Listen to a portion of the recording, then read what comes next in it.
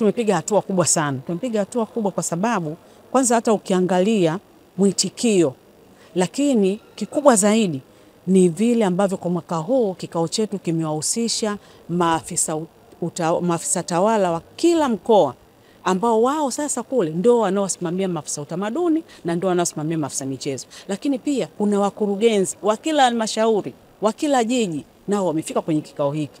Kufika kwao na kusikia yale maelekezo ya Mheshimiwa Waziri Mkuu, ninaamini kwa sababu wao, ukiangalia mkurugenzi ndio mwenye fungu, ukiangalia rasi ndio hasa aloshikilia mkoa.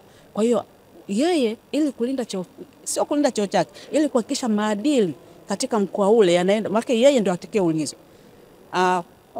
Kitu kikapoenda wrong kwenye mkoa fulani, hawezi kufuata afisa utamaduni pekee. Afisa utamaduni wa mwisho kabisa, rasi ambaye ni msaidizi wa mkuu wa mkoa, atahakikisha kwamba maelekezo haya yaliyotolewa yakaenda kadri ambavyo tumeelekezwa. Lakini pia sio kuelekezwa, pamoja na kuwezeshwa vitendea kazi. Afisa utamaduni lazima apewe vitendea kazi. Ninaposema vitendea kazi, sina maana labda mipira, sina maana, hapana.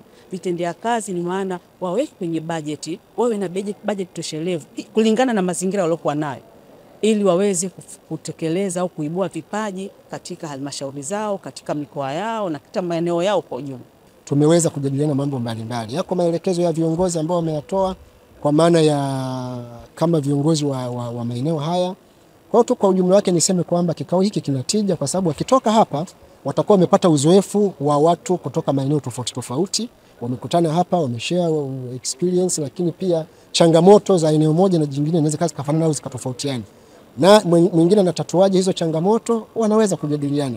Mpaka sasa katika ngazi ya kitaifa tuna mikakati kadha wa kadha ya kuendeleza lugha ya Kiswahili kimataifa. Moja wa mkakati unaitwa mkakati wa kitaifa wa kupeleka Kiswahili nje ya nchi wa miaka 10, ulianza 2022 hadi 2032.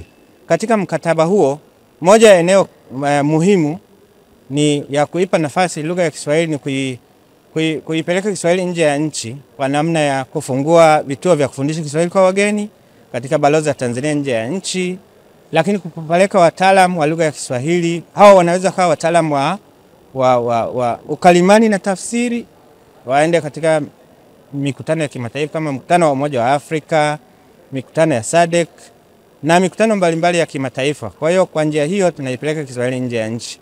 Lakini si hiyo tu, kuna suala la machapisho ya Kiswahili kuvipeleka nje ya nchi. Tunafahamu kuna kazi moja hapa ya Kiswahili, kuna kazi mbalimbali zilizochapishwa kwa lugha ya Kiswahili, ikiwemo kazi za fasihi, riwaya na ushairi. Kwa hiyo tunapeleka nje ya nchi machapisho yale kuuza kwa mataifa ambayo yana shauku na nia ya kujifunza lugha ya Kiswahili. Lakini pia tumekuwa na mikakati ya kuandaa walimu wa kufundisha Kiswahili kwa wageni na kuwapeleka katika nchi mbalimbali duniani.